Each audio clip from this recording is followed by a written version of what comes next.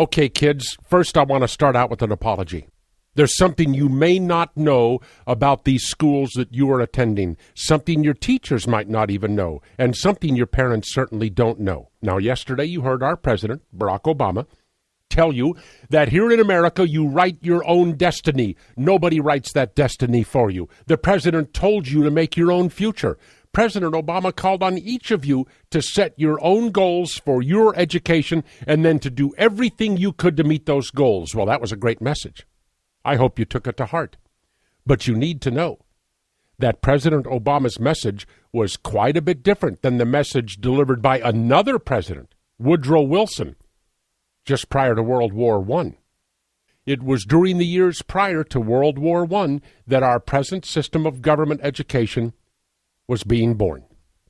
Now, let me pause for a second and try to explain my use of words. You always hear the schools you attend referred to as public schools. That's what it says on the side of the bus. I prefer to use the phrase government schools. Let me explain why. The building you're sitting in was built by and is owned by the government. It sits on land owned by the government. All of the people who work in this building, from the teachers to the custodians, from the coaches to the front office staff, all of these people work for the government. They're government employees. Their paychecks are written by government. The people who decide what you will study every day, they're government employees. The people who decide what textbooks you will use, they're government employees. And it is the government that compels your attendance. These schools, then, are owned, operated, and staffed by government. So, they're government schools. Now, there are a lot of people who don't like for our schools to be referred to this way, and there's a good reason for this. You may not understand it right now, but when you become an adult, one of the painful lessons you will learn is that there are very few things that government does well. People who object to the phrase government schools do so because they know that government is synonymous with failure. But let's get back to President Woodrow Wilson and the creation of our system of government schools prior to World War I. Those years marked a period of massive industrial expansion in the United States. Great industrialists like Henry Ford, J.P. Morgan, and others were concerned about whether or not there would be enough workers to man the great new industrial complexes that were being created. Now, listen to this, because this is very important. Factories were being built across America. These factories needed workers. They didn't need scholars. They needed workers. They didn't need young people with boatloads of ambition to see what they could make of themselves. They needed workers. They needed young men and women who would readily accept a subordinate role working on an assembly line somewhere. These people weren't one bit shy about their goals either. Back then, before World War I, the schools were essentially being formed and run by a group that the media called the Education Trust. The National Education Association, which is that union your teacher probably belongs to, was right there back then, right there at the table when the Education Trust first met. Now, look, I'm not trying to turn this into a history lesson. History class comes up later. But I have something very important to tell you here, something you need to know, and that is you've been had. All along, you've thought that this school the government tells you that you have to attend is designed to help you achieve every success you want out of life. You couldn't be more wrong.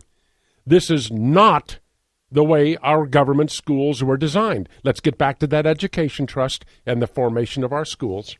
After the first meeting of this group, remember, the NEA was there, a British sociologist by the name of Benjamin Kidd wrote that the very idea behind the formation of these government schools was to impose on the young the ideal of subordination. How's that sound to you? These schools were designed to teach you to be a subordinate. And why was that?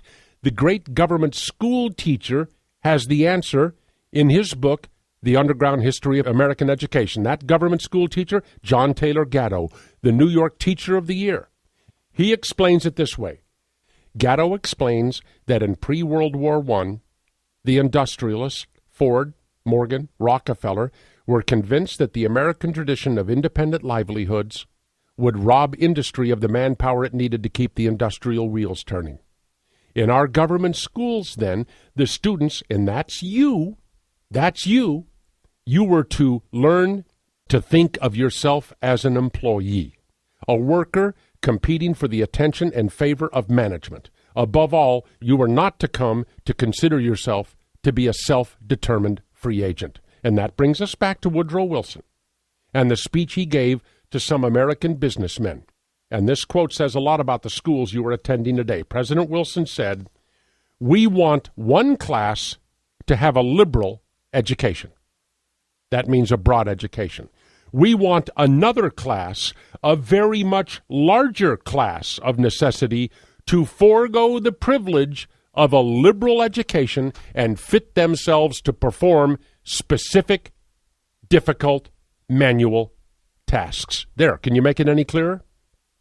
John Taylor Gatto sums it up, and I would really hope that you or maybe your parents would read his book, but Gatto summarizes the goal of the American educational establishment this way: the ability of Americans to think as independent producers had to be curtailed. And they're talking about you, not some mysterious other person. They're talking about you. It was your ability to think as an independent person that had to be curtailed. It was you that had to be molded into a good subordinate. So how do you feel about that? You see what you're up against here? All this time, you've been working and studying inside an institution that was designed to rob you of your individuality and to turn you into a good government subject and a subordinate employee. Now, I'm sure that even your teachers don't understand this part of the history of American government education. My message to you is this: these schools can give you the basic tools you need to survive as a good worker and a government subject. If you have aspirations beyond that, it's going to be up to you. There's no doubt you can do it, but you're going to have to dedicate yourself to that cause right now. Now I know what you're up against. Let me see if I can offer some help and some advice. Now let me share something with you.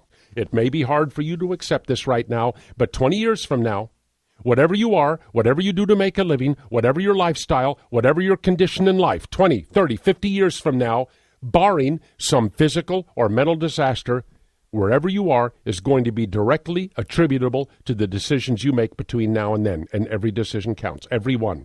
Whether or not to study, whether or not to go to college, what college to go to, who you hang out with, whether or not to have sex, seat belts, helmets on a motorcycle. You make the decision, and it'll guide your life. I don't know who first said this. Search of the internet doesn't help me, so I'm going to lay claim to the quote: use wisely your power of choice. And the 3 easy rules to make sure you'll never, ever be poor. Stay in school. Don't get pregnant or get somebody else pregnant. And when you get out of school, get a job. Any job, and keep that job until a better one comes along. Now, that's all I have time for. Maybe the speech wasn't quite as inspirational as the president's speech yesterday, but at least you now have an idea of what you're up against in your government school. Are you willing to spend all this time in school just to become a subordinate? Yeah, I didn't think so. So show them that you can't be molded into just another mass-produced government employee. Proclaim your rarity, go the extra mile, make your choices wisely, and you're going to leave a lot of people in the dust. And thank you very much. Informative, entertaining, in your face. You're listening to Neil Boortz. Wow, I didn't say half of what I wanted to say. I wrote down a lot more than I got a chance to say. Drat!